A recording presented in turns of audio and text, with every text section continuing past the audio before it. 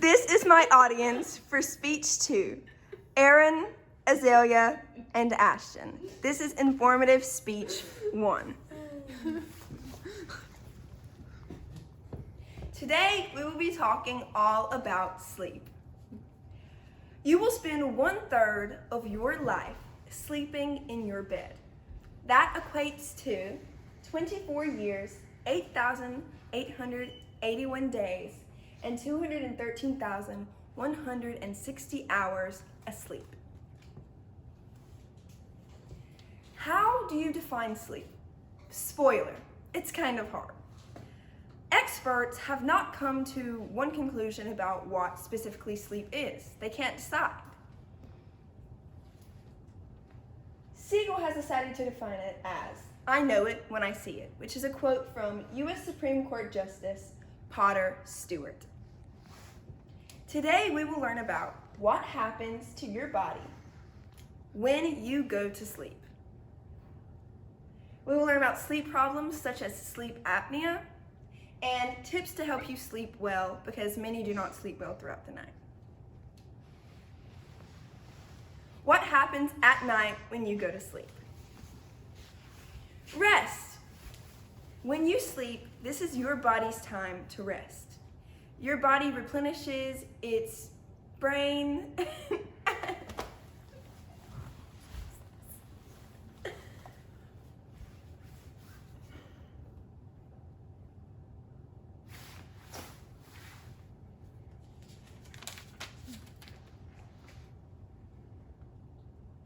Every person sleeps on the planet, but do you know what sleep does for you?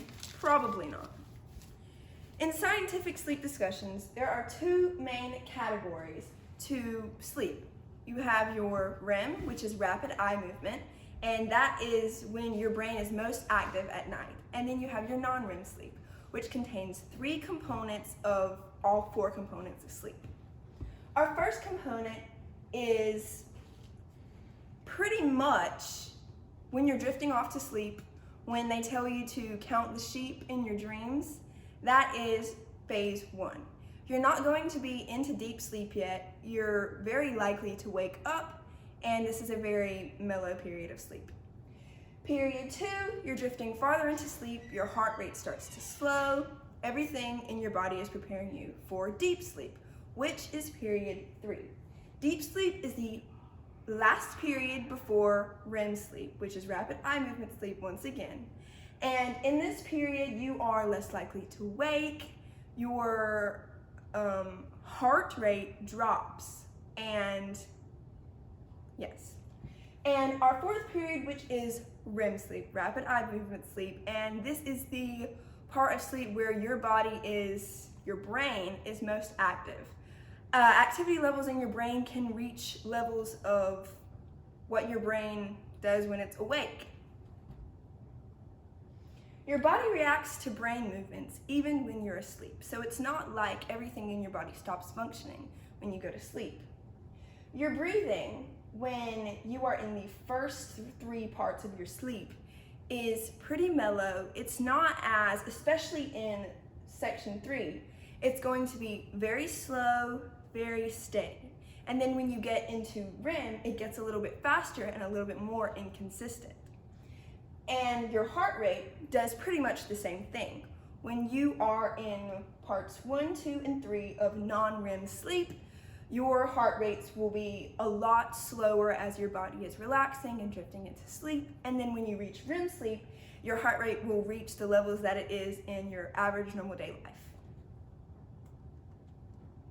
Sleep disorders. Many people in America deal with sleep disorders, and it has become a pretty common thing to have. The first sleep disorder we're going to talk about is sleep apnea. Why does it happen? If you will look at my PowerPoint I have here, this is the pharynx. It's a part in your throat which is affected by sleep apnea. Your pharynx collapses, which makes it hard for the air to go all the way from your mouth through your esophagus, and that will result in snoring, which is one of the main causes of sleep apnea. And you may be asking, is snoring really that bad? I know many people who snore, and in reality, it can be. It can result in high blood pressure, obesity, and fatigue, which are all pretty serious side effects if you ask me. The second we will be talking about is insomnia. Why does it happen? Now, there's no consensus on why specific people have insomnia. It's just something that people develop throughout their life. But one of the definition of insomnia really is restlessness. The person will not be able to go to sleep when they get in their bed at night, or when they are asleep, they often experience waking up and not having consistent sleep patterns, which will result in, during their everyday life, fatigue. They won't be able to focus, many things which affect how you live negatively. It will affect daytime sleepiness, and it actually results in more car crashes because people will go into 15 seconds of rest and they are non-responsive during these seconds, and it will result in crashes because the people aren't using their senses to guide them while they're driving. Tips to sleep well. This could be very useful for those insomnia and sleep apnea patients. These tips include what we should be using our rooms for. Our rooms have a specific purpose. There are bedrooms, they hold our beds, we should be using them to sleep. But many people use their rooms as multi-purpose spaces. This is not how we should be conducting ourselves because it confuses our brain into thinking that our room is a social area when it's not. Our room is meant for sleep. We want to separate our social area as a living room from our bedroom, because when our brain goes to sleep, we are going to sleep at night, we don't want our brain to get excited by maybe binging a whole season on Netflix or something of that sort. We want our brain to say, we are in our room, we are in our bed, it's time to go to sleep. And you make that connection by only using your bedroom for those specific purposes. So your room would not be a restful place anymore. It would turn into a social area, as I said. No phones, TVs, or laptops used should be in bed.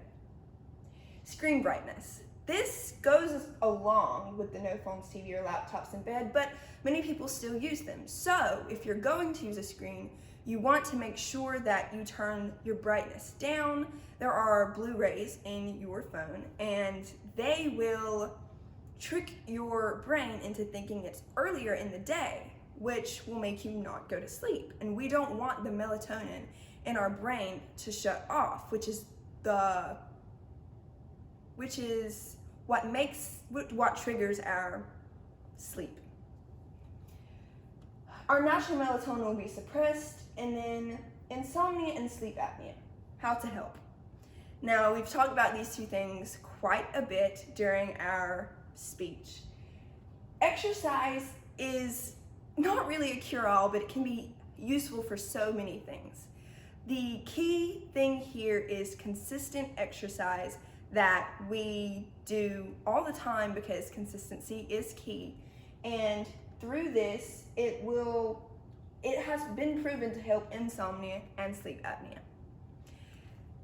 Everyone goes to sleep at night. Everyone wants to have a restful sleep. They want to wake up in the morning feeling rejuvenated because they just had the best sleep in 10 years. 80 to 90% of people in the United States, in America, drink a caffeine source every day for energy. And that's a big problem. So I want to encourage you and everyone watching this speech that you should go out, you should get your sleep, you should really try to take care of yourself, because you don't want to be reliant on caffeine and things of that sort. And as you can see, many people have problems struggling with sleep already. And if you don't, be thankful. Now is my speech.